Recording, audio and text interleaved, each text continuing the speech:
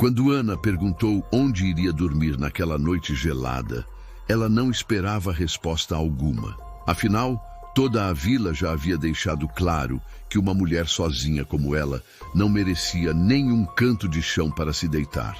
Mas então, um homem que todos evitavam, um viúvo assombrado pelo passado que vivia isolado há 7 anos, fez algo que ninguém imaginou. Ele voltou até sua charrete, pegou um cobertor, estendeu para ela e disse apenas 2 palavras que mudariam tudo. Bem aqui. Mas o que começou como um simples abrigo de uma noite se transformou numa história que a vila inteira tentaria destruir e que quase terminou em tragédia quando menos esperavam. Ana Silva havia viajado por 3 dias seguidos. 3 dias de estradas de terra, poeira entrando pelos olhos, corpo dolorido balançando dentro de uma carroça velha que a levava cada vez mais longe de tudo o que conhecia. Ela vinha para trabalhar como tutora das crianças de uma família de fazendeiros de café. A carta que recebeu meses atrás parecia a resposta para todas as suas orações. Um emprego digno, um lugar para recomeçar, a chance de deixar para trás os fantasmas de uma cidade que a rejeitou quando mais precisou. Ana havia sido professora por 15 anos numa escola da cidade. Ensinava com paixão, com dedicação, e as crianças a adoravam. Mas quando enviuvou há 5 anos, depois que o marido morreu num acidente terrível com cavalos, ela descobriu que o mundo era muito mais cruel com mulheres sozinhas do que jamais imaginou. Primeiro perdeu a casa onde morava com o marido, porque a família dele simplesmente decidiu que ela não tinha mais direito de ficar ali. Depois perdeu o emprego na escola, quando o novo prefeito decidiu contratar apenas homens, alegando que mulheres viúvas eram más influências para as crianças. Ana tentou abrir uma pequena sala de aulas particular em sua casa alugada, mas a família dela tinha outros planos. Queriam casá-la novamente, e não com qualquer pessoa, com Rodrigo Mendes, um comerciante de 45 anos conhecido por seu temperamento explosivo e sua mania de controle. Rodrigo não estava interessado em Ana por amor. Ele queria uma esposa educada que pudesse ensinar seus sobrinhos e cuidar de sua casa sem questionar suas ordens. Quando Ana recusou o casamento pela 3ª vez, deixando claro que preferia morrer sozinha a viver aprisionada, Rodrigo ficou furioso. Não apenas furioso. Ele ficou vingativo. O que Ana não sabia era que Rodrigo tinha influência na cidade. Ele era primo do dono da pensão onde ela morava, amigo do padre, sócio do dono da mercearia. Em questão de semanas, Ana não conseguia mais alugar um quarto sequer. Ninguém queria vender mantimentos para ela. Até na igreja começaram a olhá-la de forma estranha, como se ela tivesse feito algo terrível. Foi quando a carta chegou. Uma família de fazendeiros de café numa vila do interior precisava de alguém para ensinar as crianças dos colonos que trabalhavam na propriedade. Ofereciam casa, comida e um salário modesto, mas justo. Ana viu aquilo como um sinal divino. Vendeu tudo o que tinha, juntou o dinheiro da passagem e partiu sem olhar para trás. 3 dias de viagem depois, ela finalmente chegou à vila. Pequena, formada por poucas casas, ao redor de uma praça central, uma igreja modesta, uma venda, uma pensão e pouco mais. Ana desceu da carroça com a mala pesada e o coração cheio de esperança. Perguntou ao cocheiro onde ficava a fazenda da família Oliveira que a havia contratado. O homem olhou para ela com uma expressão estranha, quase de pena, e disse que a família Oliveira havia se mudado para outra região há quase 2 meses. Venderam a fazenda e foram embora. Ana sentiu o chão sumir debaixo dos seus pés, como assim se mudaram, e a carta e o combinado.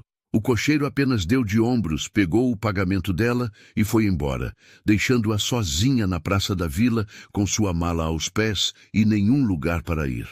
A primeira coisa que Ana fez foi procurar a pensão. A dona, uma mulher de meia idade, com rosto duro e olhos desconfiados, olhou Ana de cima a baixo e disse que não aceitava mulheres desacompanhadas. Quando Ana explicou sua situação, que estava ali para trabalhar, mas a família havia se mudado, a mulher apenas riu de forma cruel e disse que não era problema dela. Ana tentou a casa paroquial. O padre, um homem idoso e cansado, disse que não tinha como ajudar, que a casa paroquial não era lugar para mulheres dormirem, que seria inapropriado. Sugeriu que ela procurasse a pensão. Quando Ana explicou que já havia tentado, ele apenas suspirou e disse que não podia fazer nada. Desesperada, Ana foi até a venda. O dono tinha um quartinho nos fundos onde guardava ferramentas. Talvez pudesse dormir ali por uma noite, só até descobrir o que fazer. O homem nem deixou ela terminar de falar. Diz que aquilo era um estabelecimento comercial respeitável, não um abrigo para mulheres vagabundas. Ana sentiu as lágrimas queimarem seus olhos, mas não deixou cair nenhuma. Não ali, não na frente daquele homem cruel. O sol estava começando a se pôr. O frio do inverno começava a apertar. Ana olhou ao redor da pequena praça e percebeu que não tinha para onde ir. Literalmente, nenhum lugar. Ela caminhou até a igreja, sentou-se na soleira de pedra fria, abraçou sua mala como se fosse um escudo contra o mundo e, pela primeira vez em anos, permitiu-se sentir o peso total de sua solidão. Se você é novo por aqui, venha fazer parte dessa comunidade que cresce todos os dias. Clique no botão de inscrição para não perder histórias emocionantes como essa. E me conta nos comentários de onde você está nos assistindo. Nós adoramos saber até onde nossas histórias chegam. Seu apoio é muito importante. Foi quando ela fez aquela pergunta, mais para si mesma do que para qualquer pessoa. Uma pergunta sussurrada no vento frio da noite que chegava. Onde vou dormir? E foi quando uma voz grave respondeu atrás dela. Ana levantou os olhos assustada e viu um homem alto, de ombros largos, com cabelos escuros, começando a ficar grisalhos nas têmporas. Ele segurava um pacote da venda e a observava com uma expressão que não era de pena, nem de julgamento. Era algo diferente, algo que Ana não conseguia identificar. O homem não disse nada por um momento longo, apenas a olhou com aqueles olhos cinzentos que pareciam carregar o peso do mundo. Então, sem uma palavra, ele virou as costas e caminhou até uma charrete velha, estacionada do outro lado da praça. Ana pensou que ele havia simplesmente ido embora, como todos os outros. Mas então ele voltou. Nas mãos trazia um cobertor grosso de lã. Estendeu para ela e disse com uma voz rouca, como se não fosse usada com frequência. Bem aqui. E apontou para o assento ao lado dele na charrete. Tem um quarto vazio na fazenda. Não é muito, mas é limpo e quente. A senhora pode ficar esta noite. Amanhã vemos o que fazer. O que Pedro Almeida não sabia era que aquela decisão simples, tomada num impulso de compaixão, que ele pensava ter morrido dentro dele há anos, iria mudar tudo. E o que Ana não imaginava era que aquele homem silencioso e triste guardava uma história de dor tão profunda quanto a dela. Ana olhou para aquele homem estranho por um longo momento. Tudo na sua vida havia lhe ensinado a desconfiar de ofertas que pareciam boas demais para ser verdade. Mas havia algo nos olhos dele, uma tristeza profunda que ela reconhecia porque via a mesma tristeza refletida no espelho todos os dias. Não era o olhar de um homem que queria se aproveitar de uma mulher desesperada. Era o olhar de alguém que entendia o que era estar perdido no mundo. Ana pegou o cobertor com mãos trêmulas, agradeceu com a voz embargada e subiu na charrete ao lado dele. Pedro não falou nada durante o trajeto. Apenas guiou o cavalo pela estrada de terra que saía da vila em direção às colinas. A fazenda ficava a cerca de meia hora de distância. E conforme se afastavam das últimas casas, Ana sentiu uma mistura estranha de medo e alívio. Medo porque estava indo para um lugar desconhecido com um homem que não conhecia. Alívio, porque pelo menos naquela noite não dormiria ao relento. A fazenda de Pedro era maior do que Ana esperava. Uma casa principal de madeira com varanda ampla, um celeiro grande, estábulos e algumas casas menores onde moravam os empregados. Tudo bem cuidado, mas havia uma atmosfera de silêncio pesado sobre o lugar, como se a propriedade inteira estivesse em luto permanente. Pedro parou a charrete em frente à casa principal e desceu sem dizer nada. Pegou a mala de Ana como se não pesasse nada e acenou para que ela o seguisse. Dentro da casa era simples, mas limpo. Uma sala de estar com lareira, uma cozinha ampla e um corredor que levava aos quartos. Pedro acendeu um lampião e mostrou um quarto pequeno, mas aconchegante. Tinha uma cama de solteiro com colcha limpa, uma cômoda velha e uma janela que dava para os campos. Este era o quarto do meu filho. Pedro disse com voz neutra, como se estivesse falando sobre o clima. Pode usar. Tem água no jarro ali. Banheiro é nos fundos da casa. Vou preparar algo para comermos. Ana ficou parada no meio do quarto, ainda processando aquelas palavras. Era o quarto do filho dele, passado. O menino não estava mais ali. Ela entendeu sem precisar perguntar. Lavou o rosto e as mãos na bacia, tentou arrumar o cabelo que estava uma bagunça depois de 3 dias de viagem, e foi até a cozinha. Pedro estava fritando ovos e aquecendo pão. Eles comeram em silêncio quase completo. Ana, porque estava exausta demais para conversar.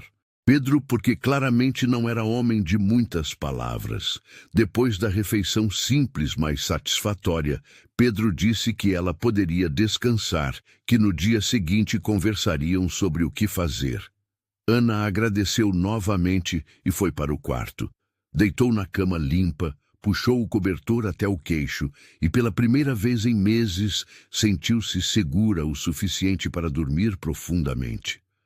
Acordou com o som de galos cantando e o cheiro de café fresco. Levantou assustada, percebendo que havia dormido muito além do que pretendia. O sol já estava alto. Arrumou-se rapidamente e foi até a cozinha. Pedro estava sentado à mesa com uma xícara de café, olhando pela janela. "Bom dia", Ana disse timidamente. "Bom dia", serviu-se de café. "Tem pão e geleia ali." Eles tomaram café em silêncio novamente, mas dessa vez era um silêncio menos desconfortável. Depois, Pedro finalmente falou. "A senhora disse ontem que veio para ser professora." Ana assentiu. "Vim para ensinar as crianças de uma família de fazendeiros, mas eles se mudaram sem me avisar, e agora estou aqui, sem trabalho e sem dinheiro para voltar." Pedro ficou pensativo por um momento. "Tenho 6 famílias de trabalhadores morando aqui na fazenda. Somando tudo, são quase 15 crianças entre 5 e 12 anos. Nenhuma delas sabe ler ou escrever. Nunca tiveram escola por aqui. Se a senhora quiser, pode ensinar essas crianças. Em troca, fica aqui na casa, come o que comemos e recebe um salário pequeno, mas justo. Fica até juntar o suficiente para decidir o que quer fazer da vida." Ana sentiu lágrimas de alívio queimarem seus olhos. "O senhor faria isso?" "Por quê?" Pedro deu de ombros. "Porque essas crianças merecem aprender, e porque a senhora precisa de um lugar para ficar. Não tem mistério nisso." Naquele mesmo dia, Ana conheceu as famílias que trabalhavam na fazenda. Eram pessoas simples, trabalhadoras, que cuidavam das plantações de café e dos animais. Quando Pedro explicou que havia contratado uma professora para ensinar as crianças, os pais ficaram radiantes. Alguns até choraram de alegria. Nunca imaginaram que seus filhos teriam a chance de estudar. Ana começou as aulas debaixo de uma árvore grande no quintal. Não tinha carteiras, então as crianças sentavam na grama. Não tinha lousa, então usavam um pedaço de madeira pintado de preto. Não tinha livros suficientes, então improvisava com o que tinha. Mas as crianças eram ávidas por conhecimento. Absorviam cada palavra, cada letra, cada número como se fossem tesouros preciosos. E Ana, pela primeira vez em anos, sentiu que sua vida tinha propósito novamente. Pedro observava de longe, nunca se aproximava durante as aulas, mas Ana percebia que ele ficava na varanda da casa ou perto do celeiro apenas ouvindo. Às vezes, ela via um brilho diferente naqueles olhos cinzentos. Algo que parecia perigosamente próximo de esperança. As semanas foram passando. Ana estabeleceu uma rotina. Acordava cedo, ajudava a preparar o café da manhã, dava aulas pela manhã e no início da tarde, e nas horas vagas, consertava roupas ou ajudava na cozinha. Pedro mantinha sua rotina de trabalho na fazenda, mas aos poucos começou a conversar mais durante as refeições. Nunca sobre coisas pessoais, apenas sobre o tempo, sobre as plantações, sobre pequenas coisas do dia a dia. Mas era mais do que no começo. Um dia, Ana percebeu que ele havia construído 3 bancos rústicos de madeira para as crianças sentarem durante as aulas. Não disse nada sobre isso. Apenas deixou os bancos ali como se sempre tivessem estado. Ana agradeceu e viu algo que poderia jurar ser o início de um sorriso no rosto dele. Outra vez, ela encontrou uma lousa de verdade apoiada na árvore onde dava aulas. Era velha e tinha rachaduras, mas era infinitamente melhor do que o pedaço de madeira pintado. Pedro disse apenas que havia encontrado no celeiro e que não servia para mais nada mesmo. Mas Ana sabia que aquilo era mentira gentil. Ele havia comprado aquela lousa na vila. Estava cuidando dela do único jeito que sabia, em silêncio, através de pequenos gestos. Porém, a paz frágil que estavam construindo não passaria despercebida. A vila era pequena demais para guardar segredos. E logo, muito logo, aquela paz seria ameaçada de uma forma que nenhum deles esperava. A primeira vez que Ana precisou ir à vila, depois de estar morando na fazenda de Pedro, foi 2 semanas depois. Ela precisava comprar linha e agulhas para consertar as roupas das crianças. Pedro ofereceu levá-la na charrete, mas Ana disse que preferia caminhar. Precisava de ar fresco e tempo para pensar. O que ela não esperava era a recepção que receberia. Quando entrou na venda, as conversas pararam. As 3 mulheres que estavam comprando mantimentos viraram para olhá-la com expressões que variavam entre choque e desaprovação. O dono da venda, o mesmo que havia sido cruel com ela semanas atrás, atendeu-a com frieza cortante. Ana comprou o que precisava rapidamente e saiu, mas pôde sentir os olhares queimando suas costas e ouvir os sussurros começando antes mesmo de ela atravessar a porta. Aquela noite, durante o jantar, Ana mencionou o acontecido para Pedro. Ele mal reagiu, apenas continuou comendo sua sopa. Estavam comentando sobre mim na vila, Ana disse. Sobre nós, sobre eu estar morando aqui. Pedro levantou os olhos para ela. E o que estavam dizendo? Ana hesitou. Que não é apropriado. Uma mulher solteira morando na casa de um homem solteiro. Que é escandaloso. Pedro voltou a comer sua sopa. Deixe falarem. Mas e se isso causar problemas para o senhor? Eu poderia tentar encontrar outro lugar. Pedro largou a colher com mais força do que o necessário. A senhora tem outro lugar? Ana ficou em silêncio. Então pare de se preocupar com o que pensam. Esta é minha casa. Decido quem fica nela. E não devo satisfação a ninguém. A firmeza na voz dele trouxe um conforto estranho para Ana. Mas ela sabia que as fofocas de vila pequena podiam ser mais destrutivas do que qualquer tempestade. E ela estava certa. Nas semanas seguintes, a situação piorou. O padre apareceu na fazenda uma tarde, com sua expressão de preocupação piedosa, que mal escondia o julgamento. Disse que estava ali por dever cristão, para lembrar Pedro das aparências e da moral. Pedro ouviu tudo em silêncio, e então disse apenas uma frase. Padre, quando o senhor ofereceu abrigo para a professora Ana naquela noite fria, lembro que sua resposta foi que a casa paroquial não era lugar apropriado para mulheres. Então me parece que sua preocupação com moral é bem seletiva. O padre saiu indignado.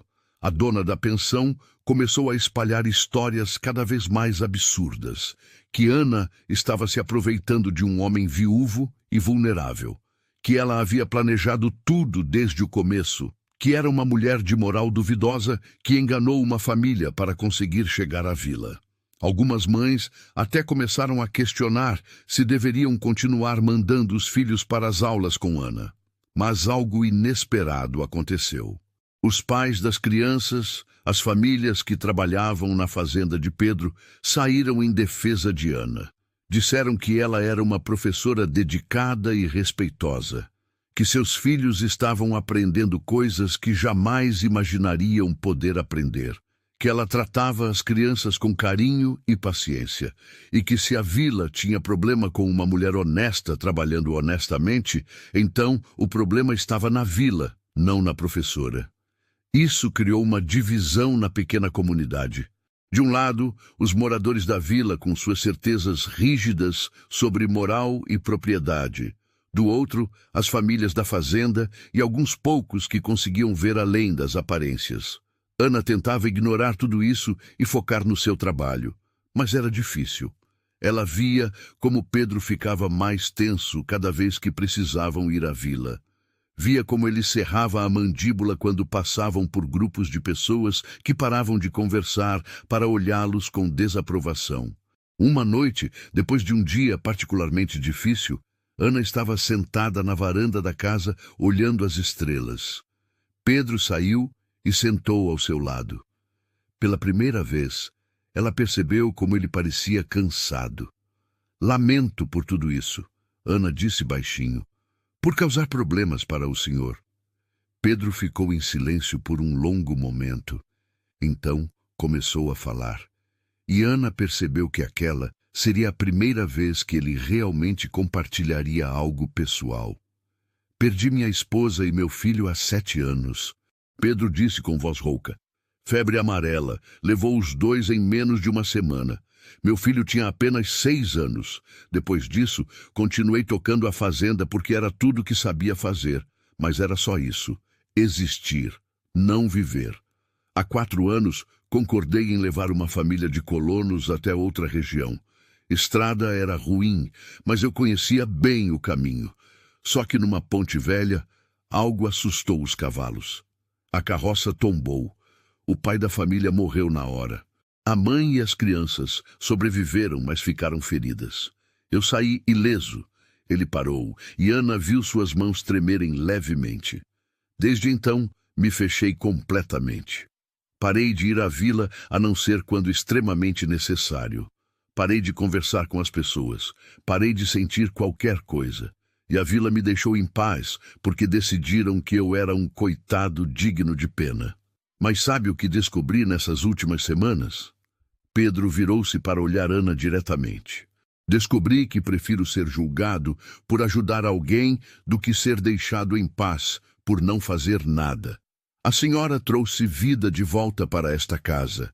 As risadas das crianças durante as aulas, o cheiro de comida sendo preparada com cuidado, o som de alguém se movendo pela casa. Esta fazenda estava morta.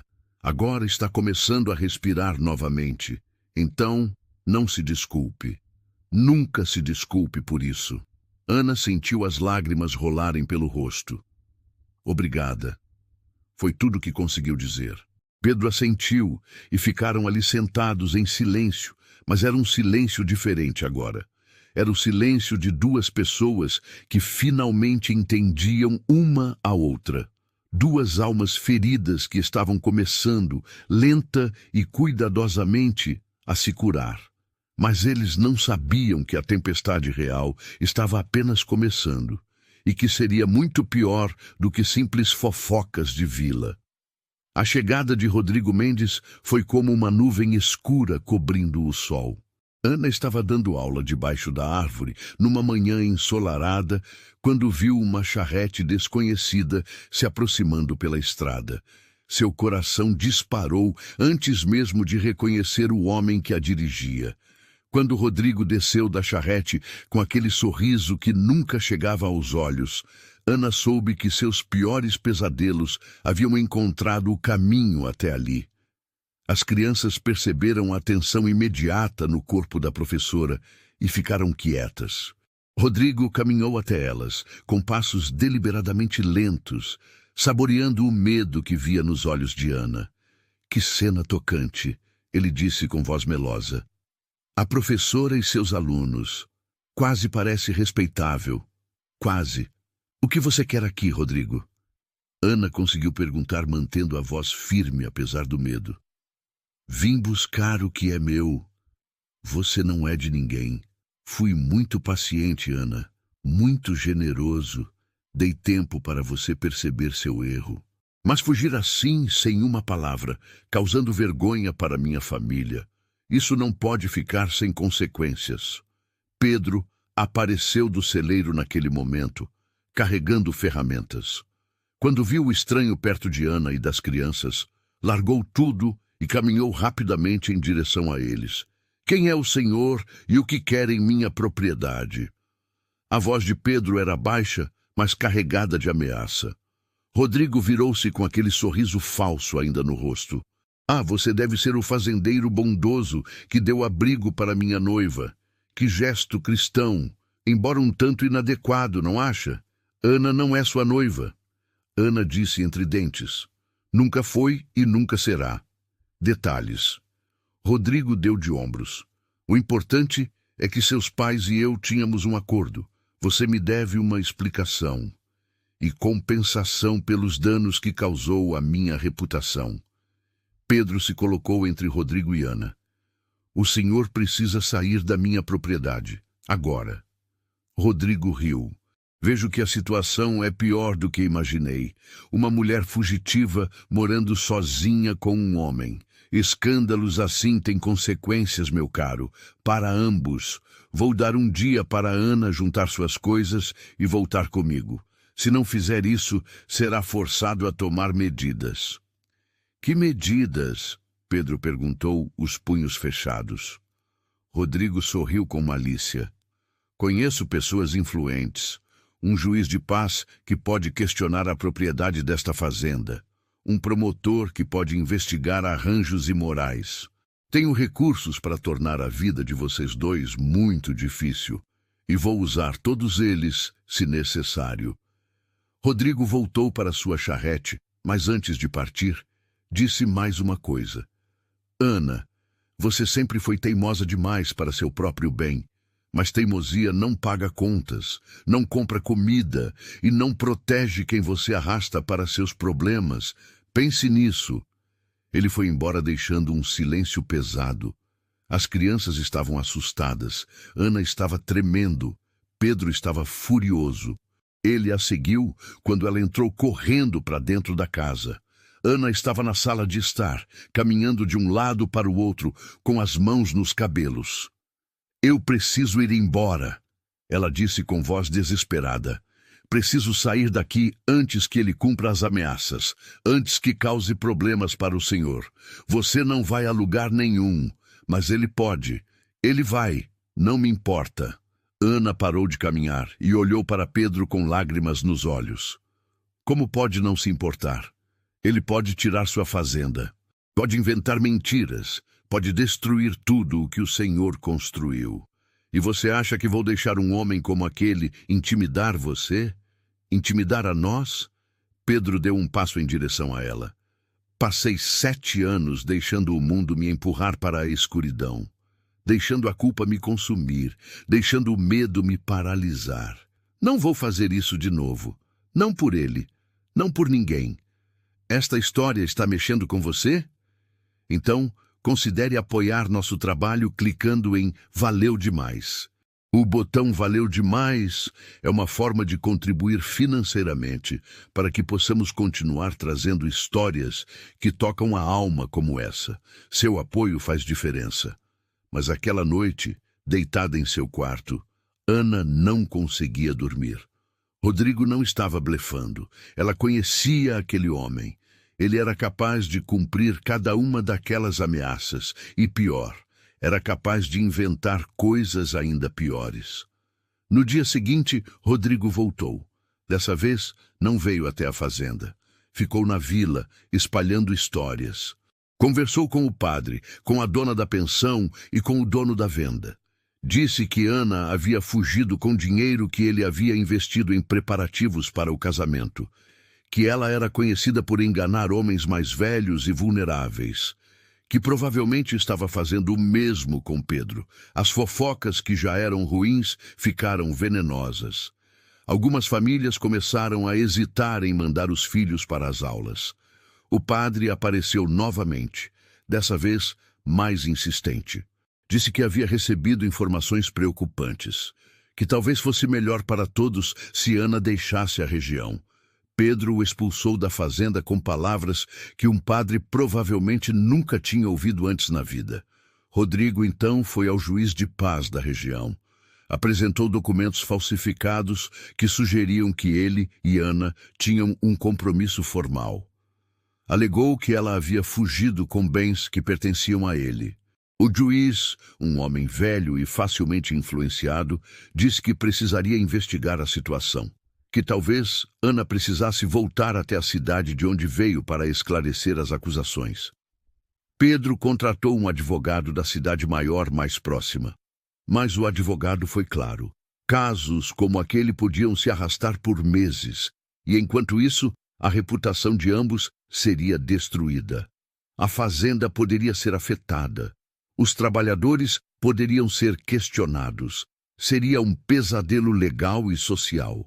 Naquela noite, durante um jantar silencioso e tenso, Pedro finalmente falou. Há uma solução. Ana olhou para ele, esperando. Se casarmos, as acusações dele perdem força.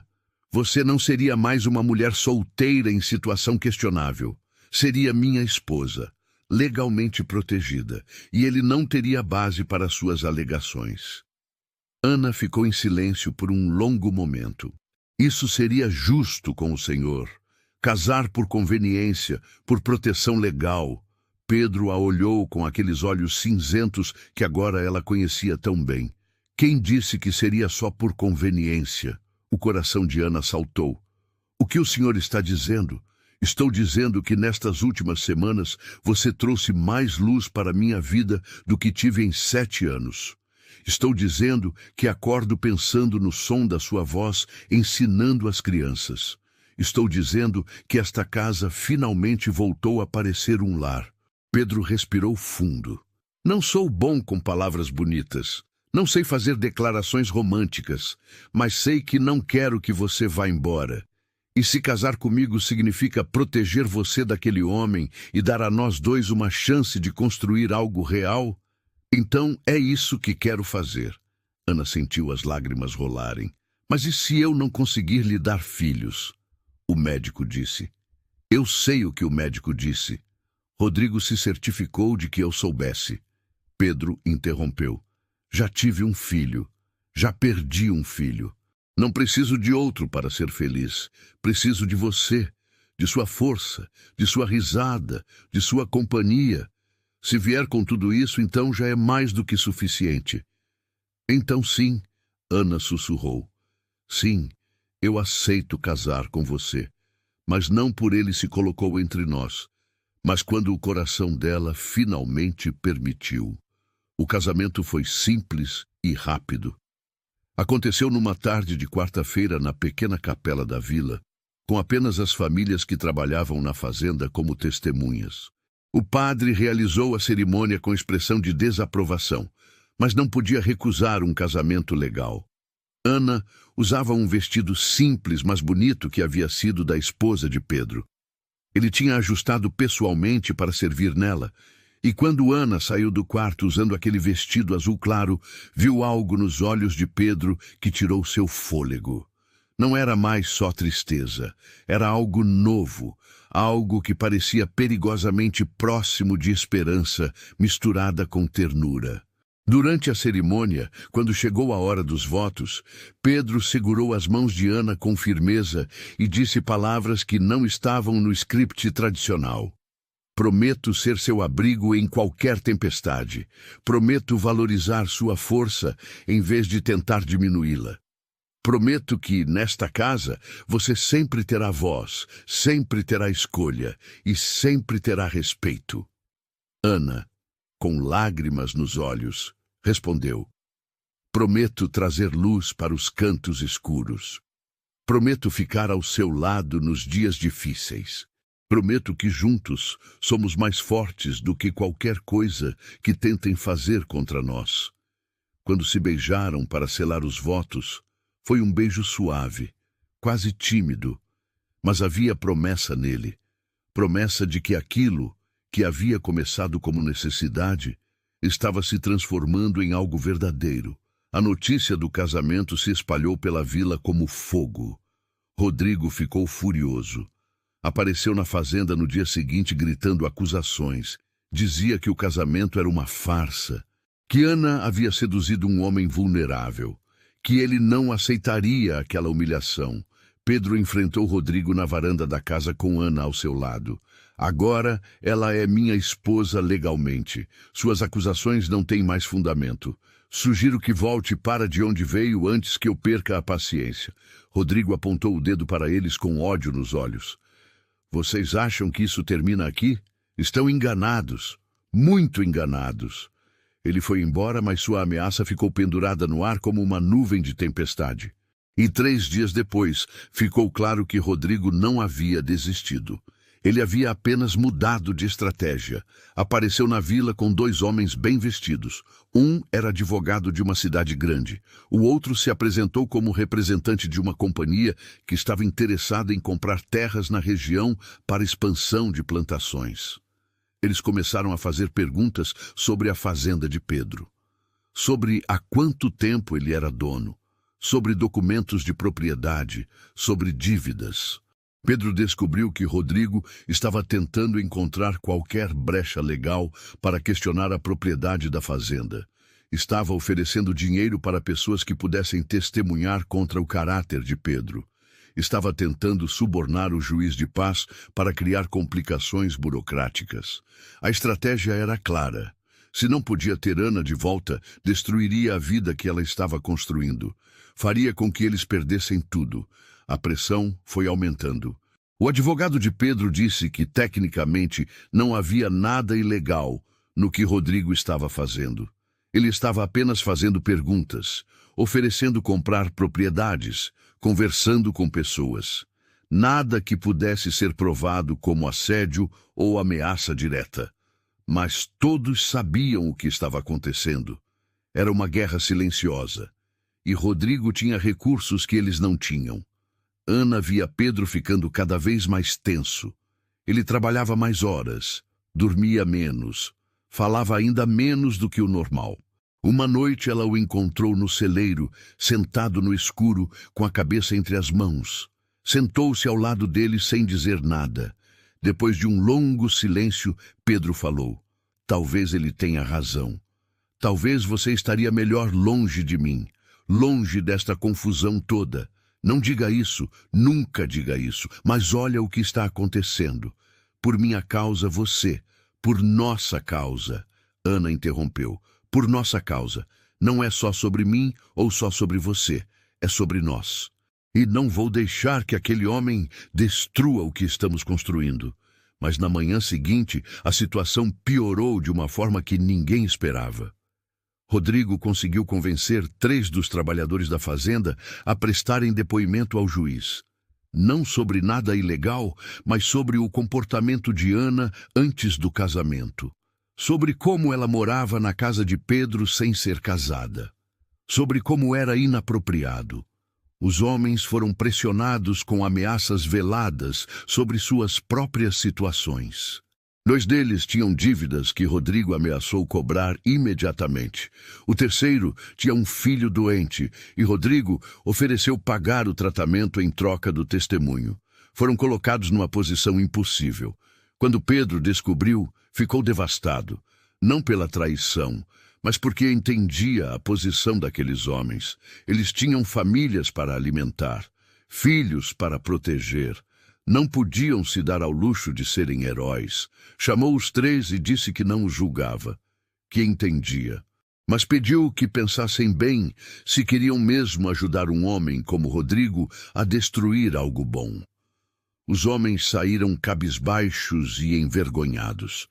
Naquela noite, Ana e Pedro conversaram seriamente pela primeira vez sobre a possibilidade de vender a fazenda e recomeçar em outro lugar, longe de Rodrigo, longe daquelas complicações. Mas a ideia de desistir, de deixar que ele vencesse, era quase insuportável. Foi quando aconteceu algo que ninguém esperava.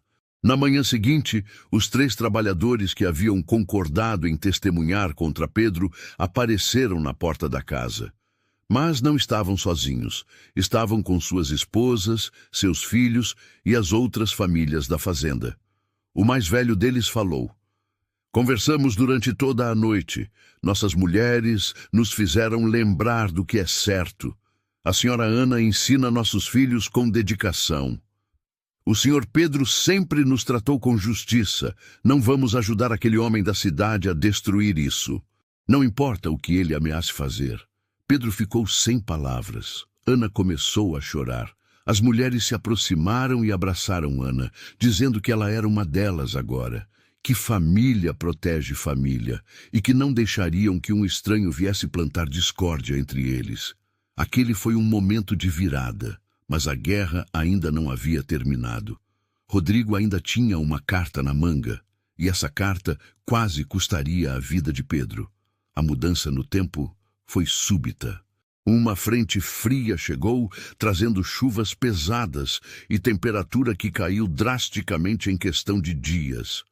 Pedro trabalhou debaixo da chuva, consertando cercas que haviam caído e garantindo que os animais estivessem protegidos. Ana implorou para ele entrar, se secar, descansar, mas ele disse que o trabalho não podia esperar, que a fazenda dependia daqueles reparos. 3 dias depois, Pedro acordou com febre alta. No começo ele tentou disfarçar, dizendo que era só um resfriado.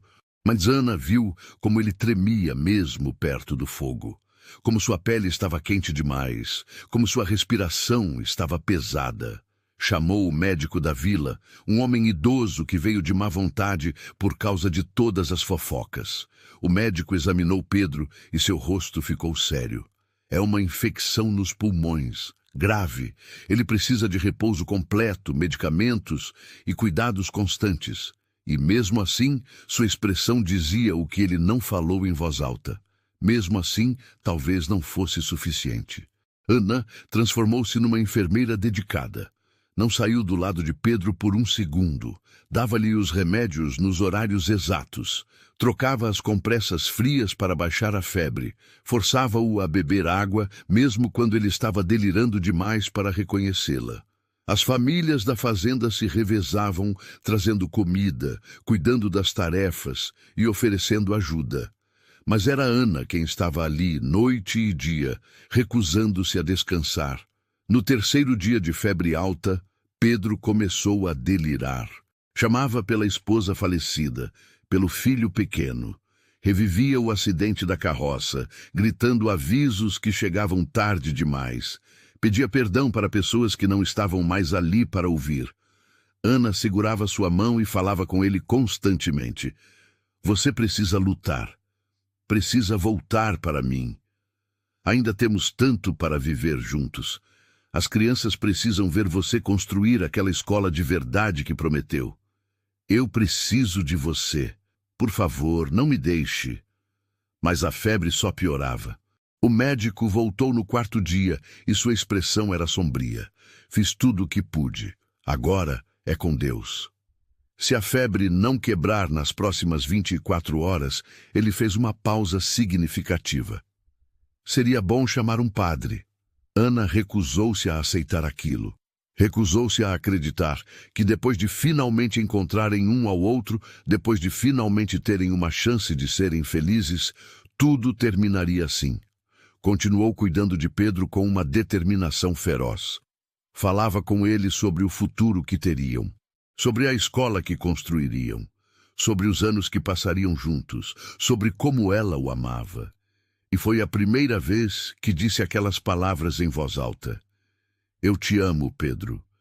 Sei que deveria ter dito antes. Sei que começamos isso por razões práticas. Mas se transformou em algo real. Você se transformou em tudo para mim. Então você não pode me deixar agora.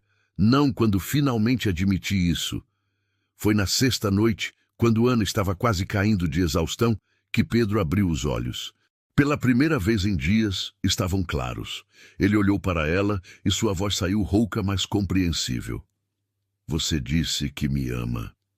Ana começou a chorar de alívio. Disse, e vou continuar dizendo todos os dias pelo resto da nossa vida. A febre havia quebrado. Pedro estava fraco, extremamente fraco, mas o pior havia passado. O médico, quando voltou no dia seguinte, ficou genuinamente surpreso. Não sei como, mas ele conseguiu. Sua esposa deve ter rezado muito. Ana não disse que havia feito muito mais do que rezar. Havia lutado, havia se recusado a desistir. Havia puxado Pedro de volta do abismo com força de vontade pura. A recuperação foi lenta. Pedro ficou de cama por quase 2 semanas. Depois, começou a se levantar por períodos curtos. Depois, conseguiu caminhar até a varanda. Cada pequeno progresso era uma vitória. E durante todo esse tempo, Ana estava ao seu lado. Não como enfermeira agora, mas como esposa, como companheira. Como a mulher que quase o perdeu e que valoriza cada momento que tem com ele. Uma tarde, enquanto Pedro descansava na varanda envolvido em cobertores, Ana sentou ao seu lado e segurou sua mão. Você me deu tanto medo. Pensei que ia perder você. Pedro apertou sua mão fraca, mas firmemente. Você não vai me perder tão fácil. Descobri que tenho motivos para ficar agora. Ele a puxou mais perto. Quando estava na febre, perdia em todos aqueles pesadelos. Via minha esposa, meu filho, as pessoas do acidente. Mas toda vez que começava a me afundar na escuridão, sua voz me puxava de volta. Você me trouxe de volta, Ana. Não Deus, não o médico. Você. E foi isso que me fez perceber algo. Passei anos me punindo por mortes que não pude prevenir. Mas quase morri e deixei você sozinha por puro descuido. Por trabalhar demais, por não me cuidar. E isso sim seria minha culpa. Ana não conseguiu segurar as lágrimas. Você está aqui agora. É o que importa. E quando você ficar completamente bem, vamos construir a vida que planejamos. A escola, o futuro, tudo. Pedro sorriu, e era um sorriso verdadeiro dessa vez. Sem sombras, sem tristeza antiga. Vamos. Mas primeiro, quando eu melhorar completamente, vou ter uma conversa com Rodrigo Mendes. Uma conversa que ele não vai esquecer. Mas eles não sabiam que Rodrigo também havia passado aquelas semanas planejando. E que seu próximo movimento seria o mais desesperado e perigoso de todos. Felizmente o destino tinha outros planos, e às vezes a justiça vem de onde menos se espera. Enquanto Pedro se recuperava, algo estava acontecendo na vila que nenhum deles sabia. Rodrigo havia ficado cada vez mais desesperado e imprudente. Com o casamento legal de Ana e Pedro, suas alegações perderam força. Com as famílias da fazenda se recusando a testemunhar contra eles, sua estratégia de intimidação falhou. E com Pedro sobrevivendo à doença, seu último plano de simplesmente esperar que a situação se resolvesse sozinha também não funcionou. Em sua frustração, Rodrigo começou a cometer erros. Grandes erros. Começou a fazer ameaças mais diretas. Prometeu publicamente arruinar qualquer um que fizesse negócios com Pedro. Tentou subornar oficiais abertamente. E o pior de tudo, começou a se gabar em bares sobre como tinha recursos e conexões suficientes para destruir qualquer um que o contrariasse. O que Rodrigo não sabia era que suas próprias ações estavam sendo observadas. O advogado que Pedro havia contratado era mais competente do que aparentava. Discretamente, ele havia estado investigando Rodrigo. E o que descobriu foi devastador. Rodrigo tinha dívidas enormes de jogo. Havia falsificado documentos em negócios anteriores. Tinha processos pendentes em 2 cidades diferentes por fraude comercial. E mais importante, o dinheiro que ele estava usando para suas ameaças e tentativas de suborno não era dele. Era emprestado de agiotas perigosos que estavam começando a cobrar. Tudo isso veio à tona numa manhã quando o juiz de paz recebeu uma visita de um oficial de justiça de outra região. Havia mandados de prisão contra Rodrigo por dívidas não pagas e acusações de fraude. Os agiotas, cansados de esperar, haviam entrado com processos criminais. De repente, Rodrigo não era mais o perseguidor poderoso. Era um homem desesperado, fugindo de seus próprios problemas. Quando Pedro soube disso, estava sentado na varanda com Ana, ainda se recuperando, mas já muito melhor. O advogado veio pessoalmente trazer as notícias. Rodrigo Mendes deixou a vila ontem à noite. Os oficiais estão procurando por ele em 3 estados. As acusações são sérias o suficiente para que ele enfrente anos de prisão se for pego. E todos os processos que ele tentou abrir contra vocês foram arquivados por falta de fundamento e evidência de má-fé. Ana não conseguiu segurar as lágrimas de alívio. Acabou? Realmente acabou? Pedro apertou sua mão. Ele cavou a própria cova. Nós apenas sobrevivemos até ele cair nela. Nas semanas seguintes, a vila começou a mudar sua atitude em relação a Ana e Pedro. Parte por vergonha do que haviam feito, parte porque viram como eles haviam resistido juntos a algo terrível, e parte porque não podiam mais negar que o casamento deles era real, e que Ana havia salvado a vida de Pedro com dedicação que ia muito além de conveniência. A dona da pensão foi uma das primeiras a aparecer na fazenda com um pedido de desculpas. Disse que havia sido influenciada por fofocas e julgamentos injustos, que havia visto como Ana cuidou de Pedro durante a doença e que qualquer um podia ver que era amor verdadeiro. O padre também apareceu, mais humilde dessa vez. Admitiu que havia sido rápido em julgar e lento em mostrar compaixão cristã verdadeira. Pediu perdão e ofereceu suas bênçãos ao casamento de forma sincera. Até o dono da venda, que havia sido tão cruel no primeiro dia, apareceu com um presente, um relógio de parede antigo para a casa deles. Disse que era uma forma de pedir desculpas por ter julgado sem conhecer. Pedro, sentado na varanda recebendo essas visitas, ficava cada vez mais surpreso. Ana, você trouxe mudança não só para mim. Trouxe para a vila inteira. Ensinou a eles o que eu precisava aprender, que às vezes a coisa certa a fazer é a coisa que outros julgam errada, e que amor verdadeiro é aquele que enfrenta tempestades e sai mais forte. Quando Pedro finalmente ficou forte o suficiente para trabalhar de novo, sua primeira ação foi começar a construir uma escola de verdade. Não só uma árvore com bancos, mas um prédio pequeno, mais sólido, com paredes, telhado, janelas e tudo que uma escola precisava. As famílias da fazenda ajudaram. E, surpreendentemente, homens da vila também apareceram oferecendo ajuda. Carpinteiros doaram madeira. O ferreiro fez as dobradiças das portas e janelas sem cobrar. O dono da venda contribuiu com materiais. Era como se a vila inteira estivesse tentando se redimir. A escola ficou pronta em 2 meses. Era simples, mas linda. Tinha lugar para 20 crianças sentarem confortavelmente. Tinha uma lousa de verdade na parede. Tinha prateleiras para livros que Ana começou a colecionar. E tinha uma placa na porta que Pedro esculpiu pessoalmente. Escola Ana, onde toda criança é bem-vinda. No dia da inauguração, quase toda a vila apareceu. Não só as famílias da fazenda, mas também famílias da vila que queriam que seus filhos estudassem ali.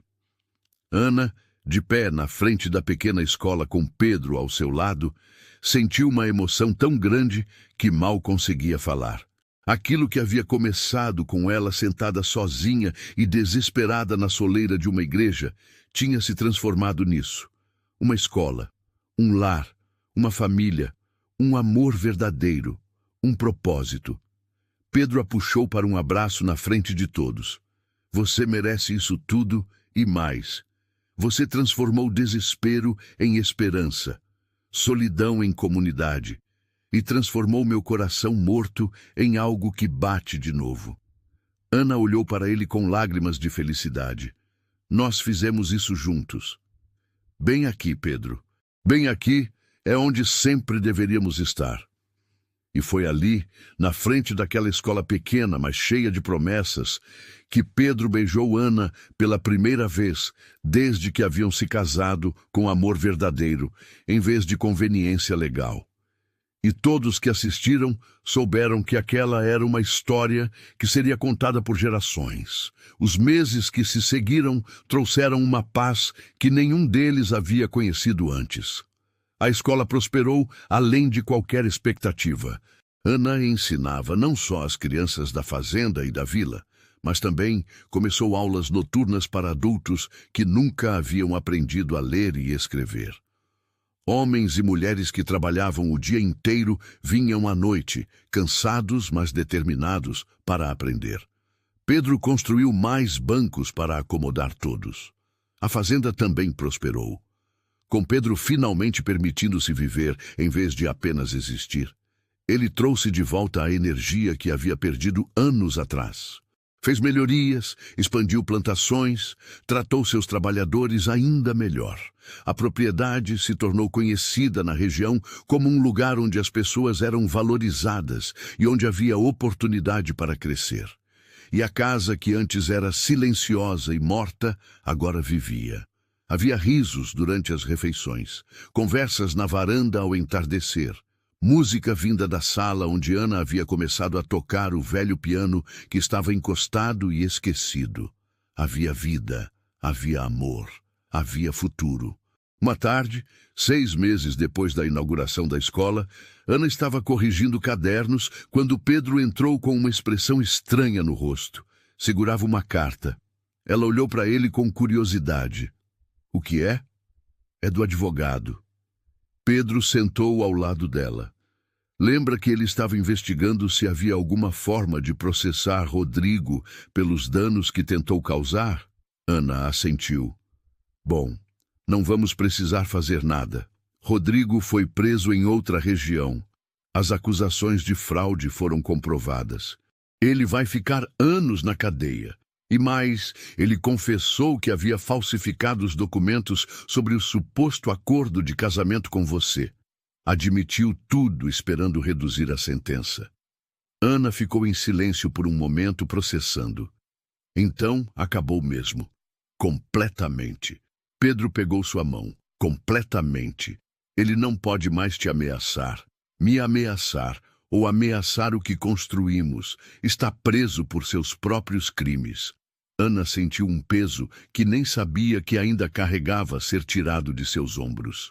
Então podemos realmente olhar para frente agora, sem medo, sem olhar para trás. Pedro a puxou para um abraço. Sempre foi isso que quis. Um futuro sem sombras do passado. E agora temos. Naquela noite, pela primeira vez, eles conversaram abertamente sobre sonhos. Não apenas planos práticos, mas sonhos verdadeiros.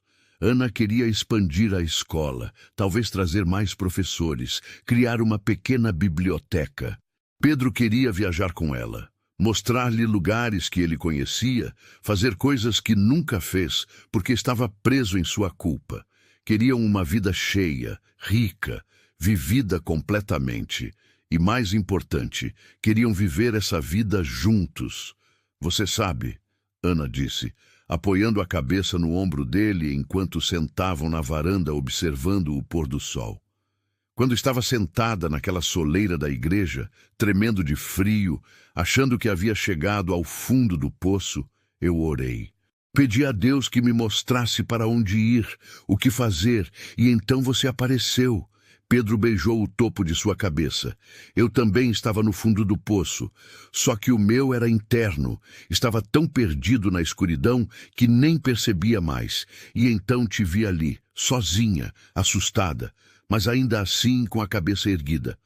Algo em mim que estava morto há anos acordou, Eles ficaram em silêncio por um momento, apenas apreciando a companhia um do outro. Então, Ana falou novamente, dessa vez com um sorriso na voz. Você sabe o que as crianças me perguntaram hoje? O quê? Se nós somos um conto de fadas, se nossa história é como as histórias que eu leio para eles. Pedro riu, um som rico e verdadeiro que Ana nunca se cansava de ouvir. E o que você respondeu? Que contos de fadas têm príncipes e princesas. Nós somos apenas duas pessoas comuns que encontraram algo extraordinário um no outro. E isso, de alguma forma, é ainda melhor.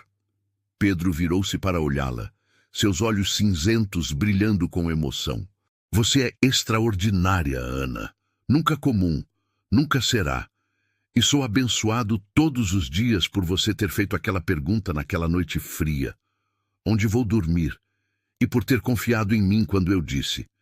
Bem aqui. Ana sorriu, com lágrimas de felicidade nos olhos. Bem aqui é exatamente onde eu deveria estar, onde sempre quis estar, mesmo antes de saber que esse lugar existia. Eles se beijaram enquanto o sol descia completamente no horizonte, pintando o céu com cores de fogo e ouro. E naquele momento, ambos souberam com certeza absoluta que haviam encontrado seu lar. Não apenas um lugar físico, mas um lar no coração um do outro. E assim, Ana Silva e Pedro Almeida, duas almas que o destino havia quebrado separadamente, encontraram cura e completude juntos. A professora que ninguém quis abrigar encontrou não apenas um teto, mas um lar verdadeiro. O fazendeiro que havia se perdido na culpa e na tristeza encontrou razão para voltar a viver plenamente. A escola que começou debaixo de uma árvore se tornou um farol de conhecimento para toda a região. E a história deles se tornou lenda local, contada e recontada como prova de que mesmo nos momentos mais escuros, quando parece que não há saída, Deus pode estar preparando algo melhor do que jamais imaginaríamos. Porque às vezes, quando perdemos tudo e não sabemos para onde ir, a resposta que precisamos vem de onde menos esperamos. E às vezes, essa resposta é simplesmente: bem aqui. Bem aqui é onde você pertence. Bem aqui é onde sua história realmente começa. Bem aqui é onde dois corações partidos se juntam e se tornam um coração inteiro novamente. E essa, no final, é a mais bela história de todas. Chegamos ao fim dessa história que nos ensinou tanto sobre recomeços e segundas chances. Se você acompanhou até aqui e ainda não faz parte do nosso canal, inscreva-se agora para não perder outras histórias emocionantes como essa. Deixe nos comentários qual parte dessa história mais tocou seu coração. Adoramos ler cada mensagem e saber como essas histórias impactam vocês. Obrigado por estar aqui e fazer parte dessa comunidade que valoriza histórias de amor, superação e fé. Até nosso próximo encontro.